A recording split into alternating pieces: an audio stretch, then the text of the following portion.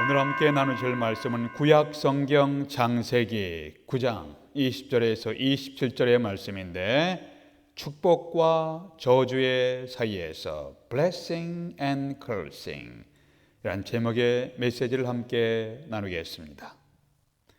목사님, 하나님의 마음을 기쁘게 하였던 다윗이 어떻게 유부녀와 간음을 합니까? 그리고 어떻게 그 여자의 남편을 살해까지 할 수 있나요? 성경에 이렇게 추하고 부끄러운 이야기가 나와도 됩니까? 이런 질문을 받은 적이 있습니다. 이에 대한 대답은 이렇습니다.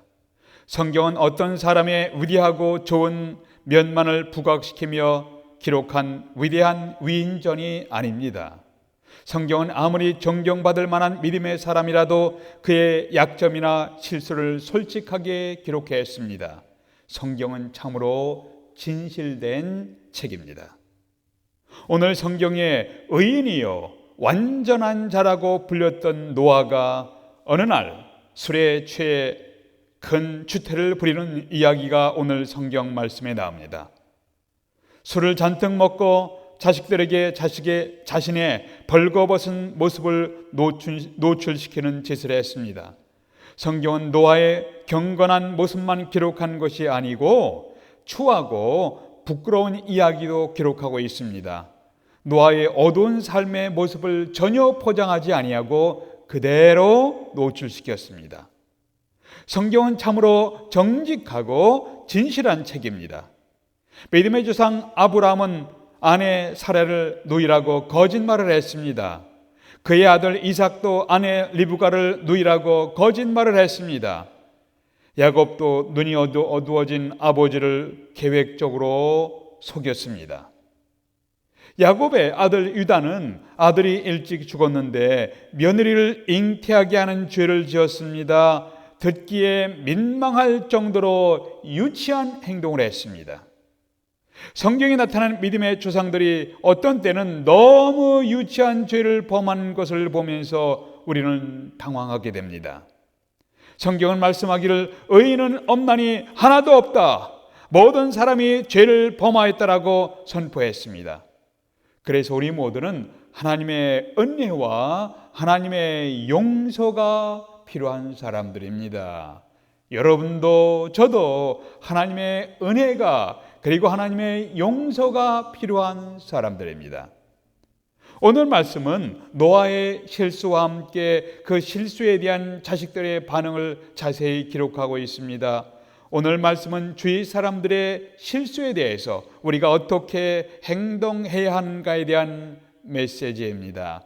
첫 번째 생각할 것은 하나님이 세우신 질서를 멸시하는 태도와 그 결과가 어떠했는가.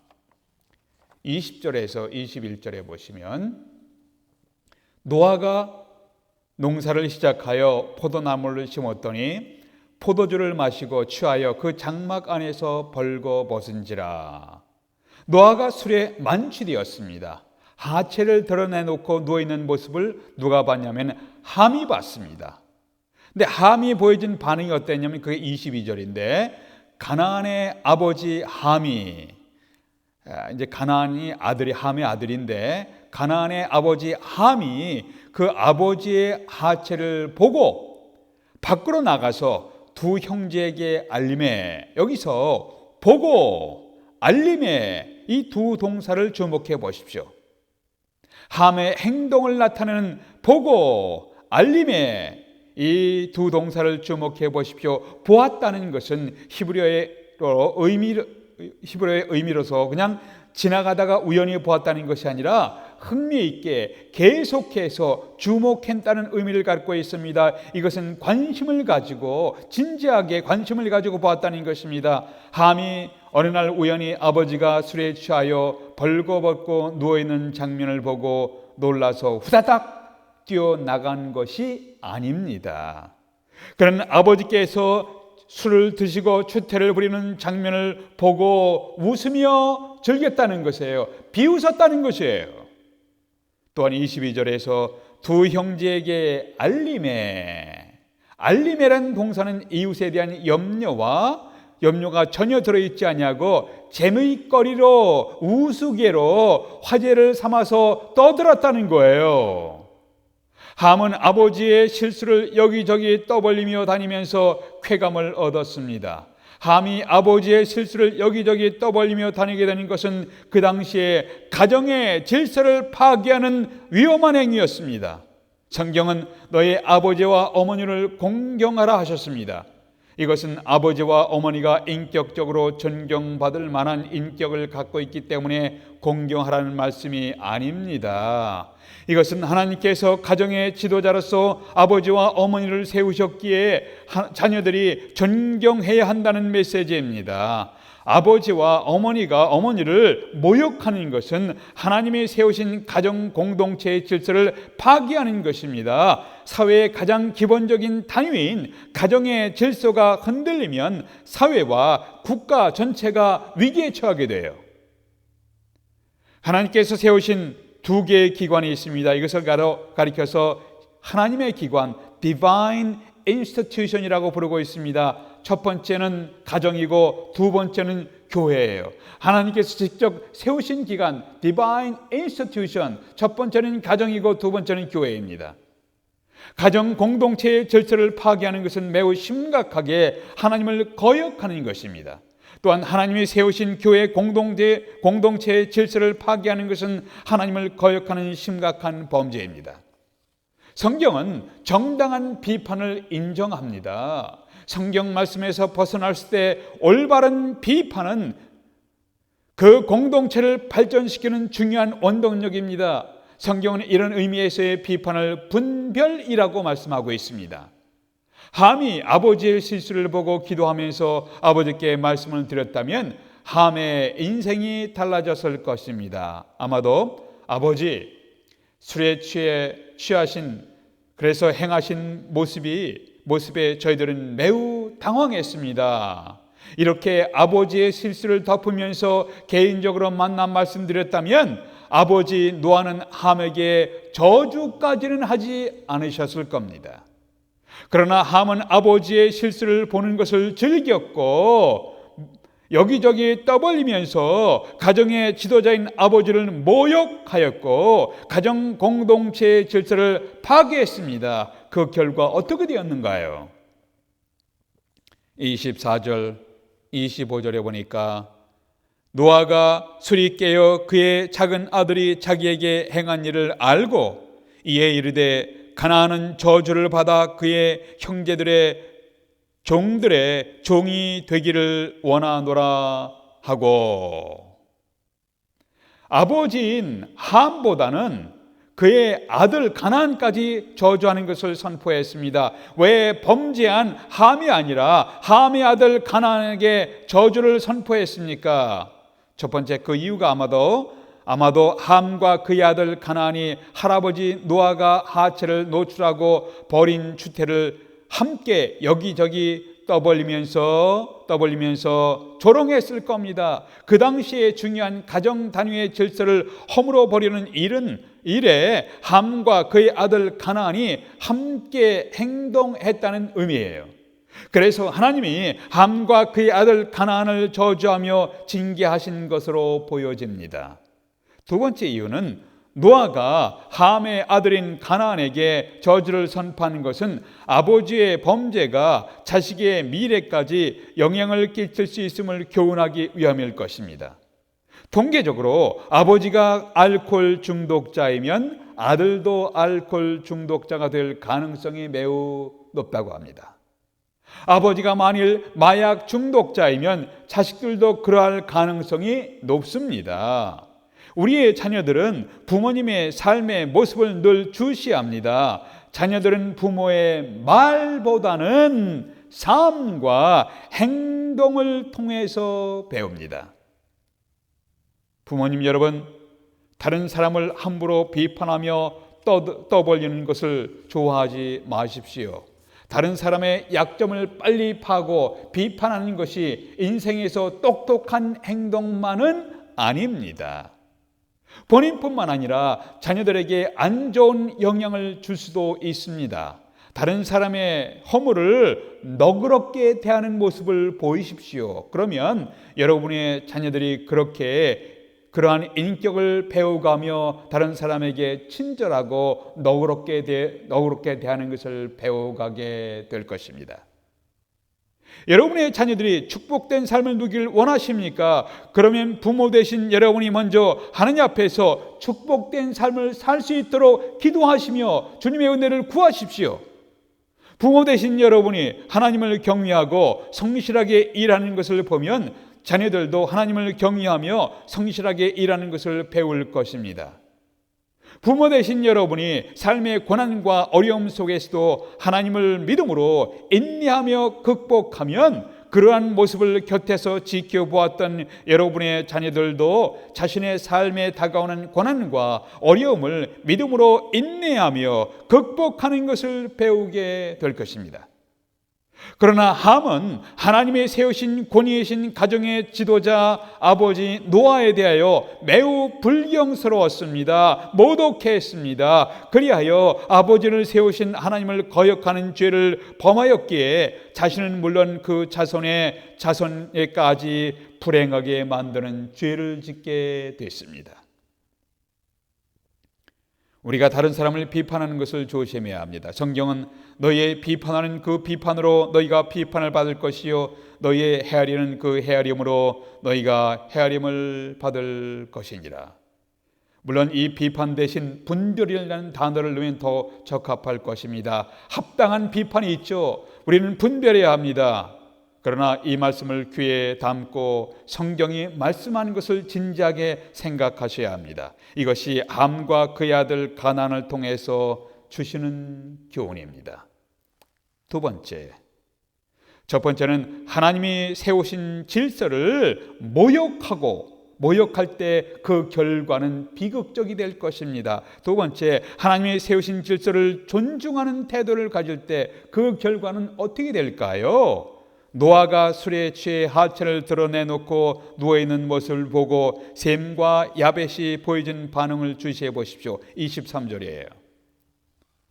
셈과 야벳이 옷을 가져다가 자기들의 어깨에 메고 뒷걸음쳐 들어가서 그들의 아버지 하체를 덮었으며 그들이 얼굴을 돌이키고 그들의 아버지의 하체를 보지 아니하였더라. 여기서 옷을 가져다가 라고 하는데 이 옷은 누구의 옷인가요? 아버지 노아의 옷입니다. 시브리 학자들은 a garment, 옷이 아니라 문자적으로 번역한다면 the garment, 바로 그 옷이라고 해야 합당하다고 생각합니다. 이 노아의 옷은 무슨 옷인가요? 노아가 술에 취해서 벗었던 바로 그 옷이에요. 함이 조롱하며 들고 나와서 보여주었던 바로 그 아버지의 옷이에요. 그런데 셈과 야벳은 바로 그 옷을 들고 뒤로 들어가서 아버지의 허물을 덮었습니다. 아버지가 실수한 것은 사실이지만 이 아들들은 아버지의 실수를 덮어줍니다. 아버지가 실수했지만 아버지는 아버지입니다. 우린 여기서 아버지의 인격을 보호하고 도와주려는 아들들의 마음을 읽을 수가 있습니다. 성경이 무엇이라 말씀했습니까? 10계명 중에서 5번째 계명이 무엇입니까? 내 아버지와 어머니를 공경하라. 이 아들들은 아버지와 어머니를 공경하다는 말씀에 순종함으로 하나님께 순종하는 것입니다. 이렇게 부모님께 순종하는 것은 가정의 지도자로서 부모님을 세우신 하나님께 순종하는 것입니다. 이렇게 하나님의 말씀에 따라서 아버지 노아를 공경한 셈과 야벳에 대한 노아의 선포는 무엇인가요? 26절, 27절의 말씀을 보십시오. 셈의 하나님 여호와를 찬송하리로다. 가나안은 셈의 종이 되고 하나님이 야벳을 창대하게 하사 셈의 장막에 거하게 하시고 가나안은 그의 종이 되게 하시기를 원하노라. 셈과 야벳을 향하여 노아는 축복을 선언했습니다. 하나님은 셈의 하나님이 되어주시며 셈과 동행하시며 찬양을 받으십니다. 야벳은 셈과 더불어 축복을 받을 것입니다. 이것은 이들을 향한 축복의 선포입니다. 여러분의 말과 행동은 여러분의 자녀들의 일생에 결정적인 영향을 줄 수 있습니다. 자녀들을 사랑하신다면 여러분의 입술과 행동이 하나님을 기쁘시게 하는 삶이 되도록 기도하십시오. 특히 범죄의 행동이 아니라면 아버지, 어머니의 실수를 용서하십시오. 한 가정의 리더인 아버지를 허물면 가정이 허물어집니다. 의도적인 죄가 아니라면 아버지의 허물에도 불구하고 아버지를 세워주는 모습이 필요합니다. 그러할 때 우리의 가정은 용서와 사랑의 공동체로 성숙하게 될 것입니다. 교회는 영적인 큰 가정과도 같습니다. 범죄 행위가 아니라면 교회의 영적 지도자들을 세워주는 것을 배우십시오. 자그만 허물을 고발하며 떠벌리기를 좋아하는 자는 되지 마십시오. 대부분 남의 허물을 잘 파헤치는 사람들은 자기 자신 안에 더 많은 허물과 상처를 갖고 있는 사람이 될 가능성이 많습니다. 자신의 허물과 실수에 대해서 너그러우면서 타인의 허물과 잘못을 들춰내어 고발하기를 즐겨하는 모습을 하나님이 보시고 또한 우리의 자녀들이 보고 있다는 것을 기억하십시오. 우리가 인간이기에 누구나 가지고 있는 보편적인 실수와 약점들을 갖고 있습니다. 이렇게 보편적인 일반적인 실수와 약점들을 이해하고 노력하고 너그럽게 대하는 사람들을 하나님께서 축복하실 것입니다.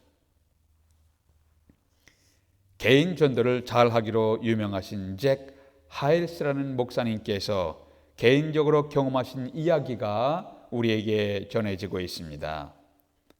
어느 날 아침에 식당에 가서 아침을 주문했습니다. 그랬더니 종업원이 웨이트레스가 퉁명스럽고 불친절하게 대했기 때문에 이 목사님은 주인에게 항의하고픈 생각이 들으셨답니다. 잠시 기도하는데 저 웨이트레스가 이렇게 불친절하게 하는 데는 무슨 사정이 있을 것이야 라고 생각이 들었습니다.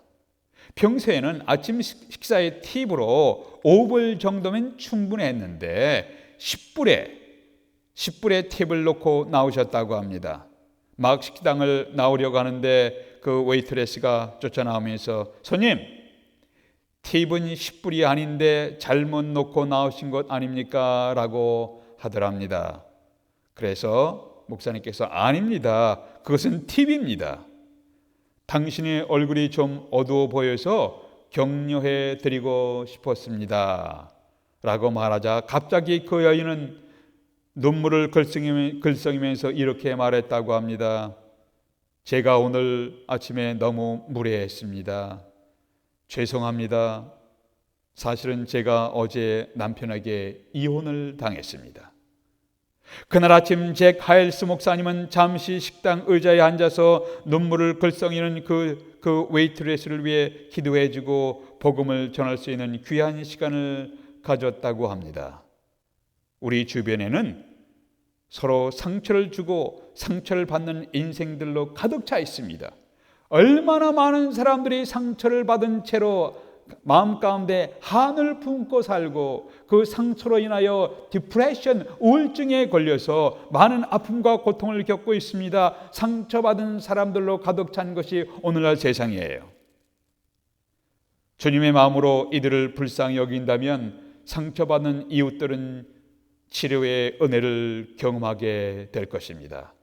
우리 모두가 다 서로 불쌍히 여기며 주님께서 우리를 불쌍히 여기신 것처럼 서로 불쌍히 여기며 주님의 치료의 통로로 쓰임받게 될 수 있도록 기도하십시다.